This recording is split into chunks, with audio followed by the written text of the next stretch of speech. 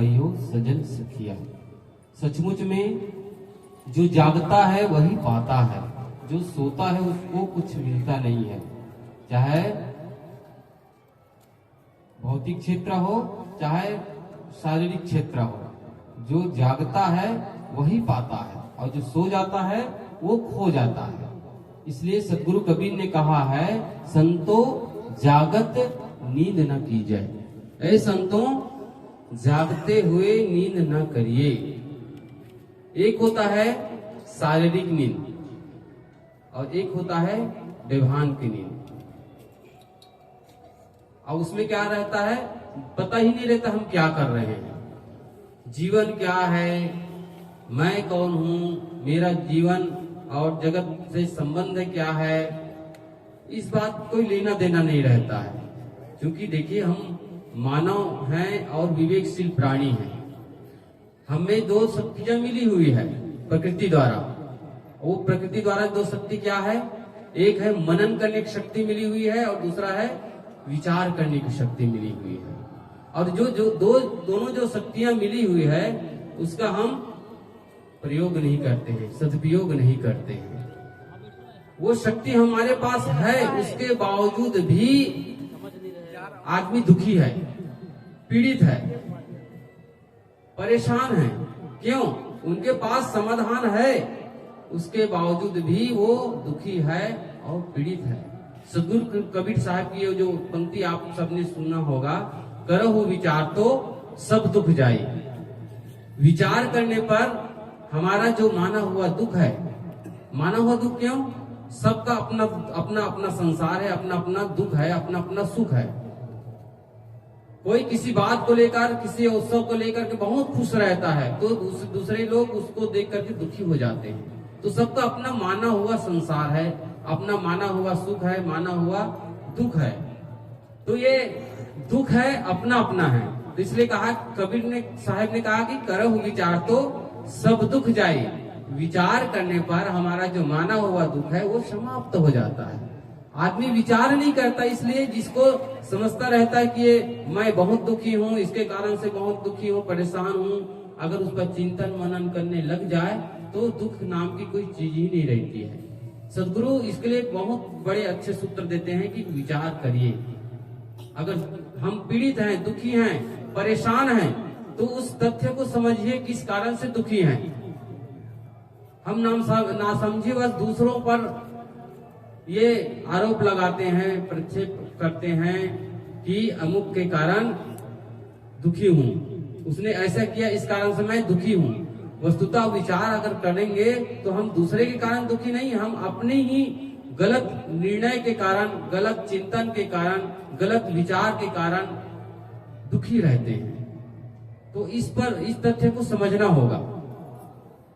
आदमी दो प्रकार के होता है, एक सकारात्मक सोचने वाला और दूसरा है नकारात्मक सोचने वाला। दोनों प्रकार के आदमी होते हैं, चाहे घर परिवार में हो चाहे समाज में हो, दोनों प्रकार के सोच रखने वाले होते हैं। लेकिन जो सकारात्मक सोच वाले व्यक्ति है वह सदैव पॉजिटिव सोच करके अपने आप को दुख की परिस्थिति में, जिसको सभी लोग माने रहते हैं कि मैं बहुत दुखी हूँ, बहुत दुखी हूँ, उस परिस्थिति से भी उबर जाता है सकारात्मक सोचने की वजह से।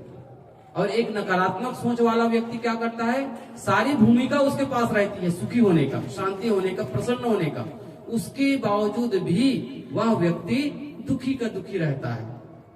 इसको हम संतों के द्वारा जो उदाहरण सुने, उदाहरण के माध्यम से हम सुनते हैं कि एक कैसे आदमी जिसको लोग दुखी मानते हैं, घटना को लेकर के बहुत परेशान होने के लिए ये ढूंढते हैं, उसका समाधान नहीं ढूंढ पाते हैं। एक आदमी ऐसा होता है जो उसका सकारात्मक चिंतन की वजह से सारी भूमिका रहती है दुखी होने का, उसके बावजूद भी वह अपनी सोच को बदलता है तो दुखी ना होकर के सुखी हो जाता है। एक सेठ जी थे और सेठ जी की मतलब उसके पास अपार संपत्ति और बहुत लोगों से उसका संपर्क, एक समझिए एक बहुत बड़ा आदमी कहिए, सभी लोग गांव के लोग तो जानते हैं, शहर के लोग जानते थे, और शहर से और दूसरे बड़े शहर वाले उनको उनकी प्रतिष्ठा थी। उन्होंने बहुत बड़ा मकान बनाया, इमारत, बिल्डिंग बनाया। अब जिसके पास पैसा होता है तो उसके पास दिमाग भी होता है, आइडिया भी होता है कि ये धन को कैसे करूं, और उसके मन में तो मैं ऐसा महल बनाऊं, ऐसा इमारत बनाऊं कि लोग देखते ही रह जाए। और उसने कॉन्ट्रैक्टर को, जो कारीगर है, ठेकेदार है, उसको उसका नक्शा दे दिया कि अमुक अमुक ऐसा इस प्रकार से घर आपको मकान बनाना है, जो मटेरियल लगे, जो जितना धन लगे आप मांग करिए, उसकी पूर्ति हो जाएगी। और इस प्रकार से ठेकेदार को देकर के वो मकान तैयार किया गया। और मकान कब तैयार हुआ? 6 महीने लगा उसको बनाने में। और जब पूरा तैयार हो गया, रंग रोगन तैयार हो गया, पूरा होने के बाद गृह प्रवेश की बात आई। और गृह प्रवेश की बात होती है तो अपने सगे संबंधियों, जितने भी परिचित लोग होते हैं, उनको आमंत्रित किया जाता है। आमंत्रण दिया गया।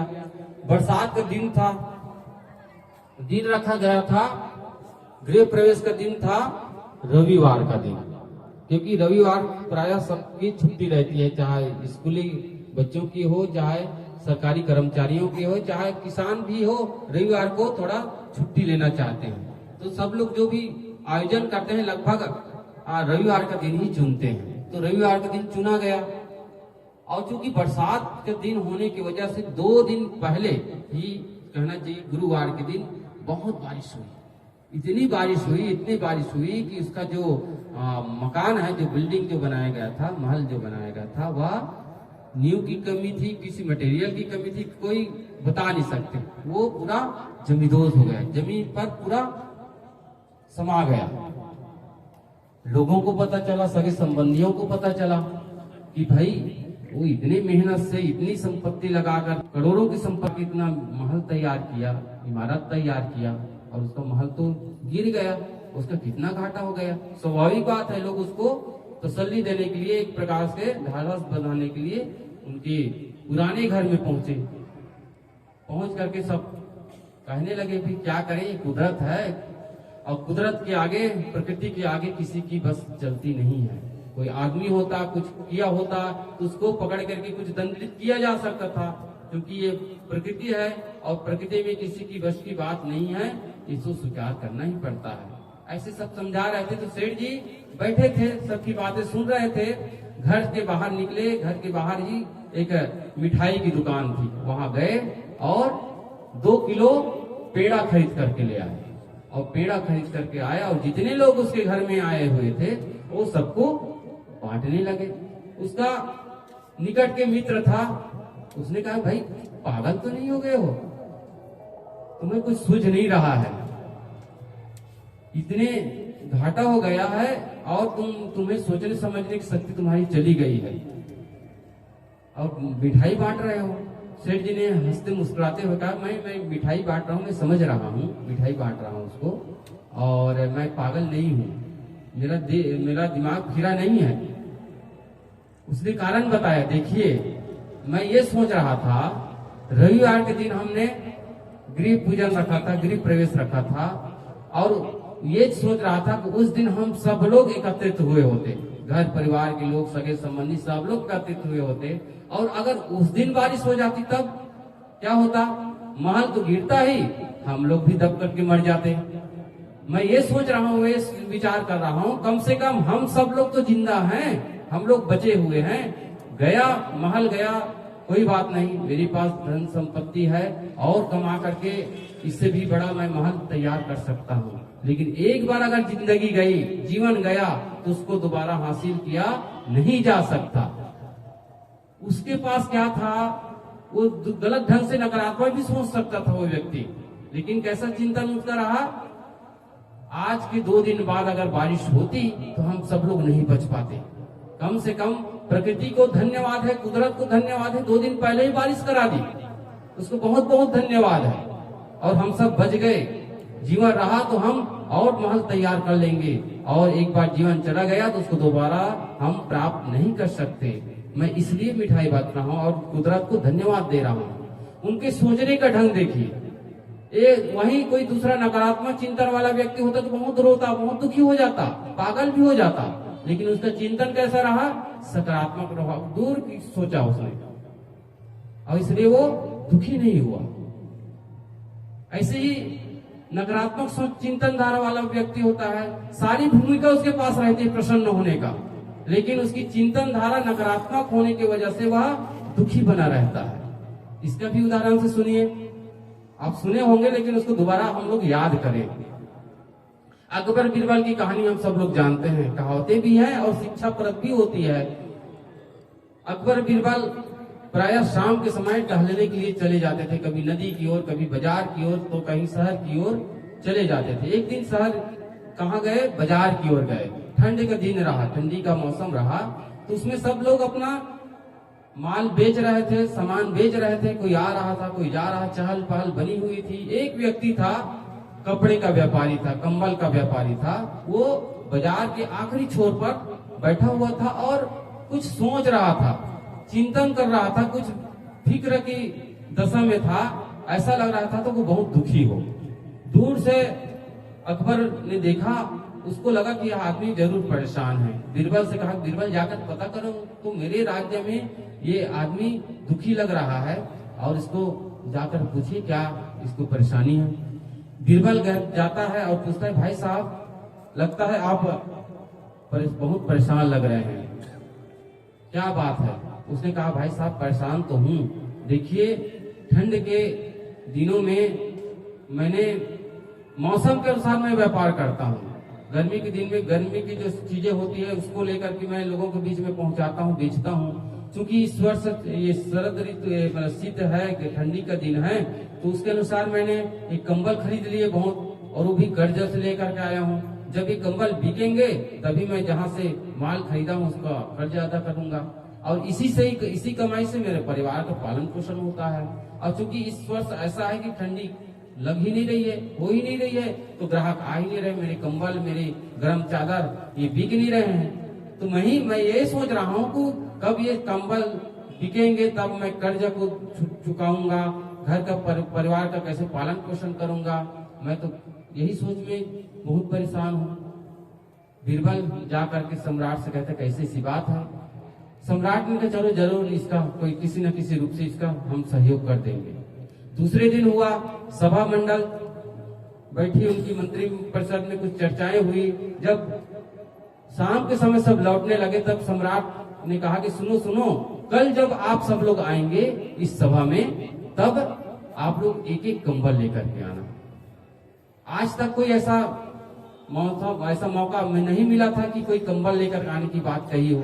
लोगों ने काना खुशी होने लगी कि भाई ये क्या बात हुई, सभा भवन में कंबल लाने की बात हुई। फिर सम्राट ने एक बार और कहा कि देखिए जो कंबल नहीं लाएगा उसको 500 रुपये जुर्माना भरना पड़ेगा।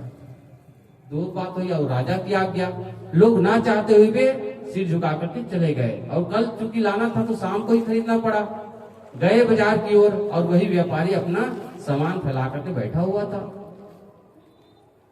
दो खरीद करके लौट रहे हैं तो 4 लोग जा रहे हैं।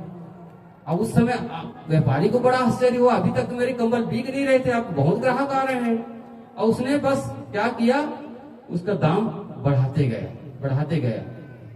पहले 50 रुपए में बेच रहा था, अब लगा कि मेरे पास सामान कम हो रहा है और ग्राहक ज्यादा हो रहे हैं। तो ये व्यापार का नियम है, व्यापारी लोग अच्छी तरह से जानते हैं, जब सामान घटने लगता है और ग्राहक बढ़ने लगता है तो सामान की कीमत बढ़ा देते हैं। उसने व्यापार बुद्धि अपना करके उसका कीमत बढ़ाने लगा। और लोगों को पता था कि इतने कीमत में बिक रहा है, लोग तर्क रखते थे, भाई अभी 50 रुपए में दिए आप और कैसे आप बढ़ा रहे हैं। और उसको लगता था कि इसको तो लेना जरूरी है, गरज है। उसने अपने टेक पर, नहीं आपको लेना तो लीजिए, मेरा सामान है, नहीं तो मैं तो नहीं दूंगा इतने में। फिर कम होने लगा तो 100 रुपए का दाम लगा दिया। एक कंबल अपने लिए रखा और रख करके वो चलने की तैयारी कर रहे थे। बीरबल आए, वो भी सदस्य थे, उसको भी लेने आना था। और उसको कहा कि आप मुझे कंबल दे दीजिए। उसने कहा कि कंबल तो सारे बिक गए नहीं, मुझे कंबल चाहिए। ज्यादा जिद किए तो उसने कहा कि आप लेंगे तो मैं इसका 250 रुपए में दूंगा। बीरबल भी कहते अभी अभी तो 100 रुपए हम दिए, 50 रुपए मेरे लिए 250 रुपया। भाई मैं नहीं बेचना चाह रहा हूँ, आप ज्यादा जिद कर रहे हैं तो आपको लेना है तो 250 रुपये लीजिए, नहीं तो कोई बात नहीं।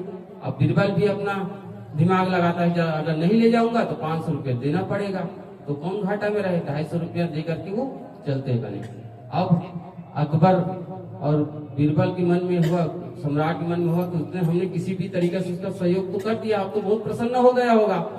बीरबल से कहते हैं चलिए जाते पता करते हैं, अब तो वो प्रसन्न हो गया। तो उसने कहा कि भाई आदमी का मन तो है, पता नहीं कैसा है, चलो चल कर देखते हैं। जाकर देखते तो वो भी सिर लटकाया हुआ था, तो चिंतन की मुद्रा में बैठा हुआ था।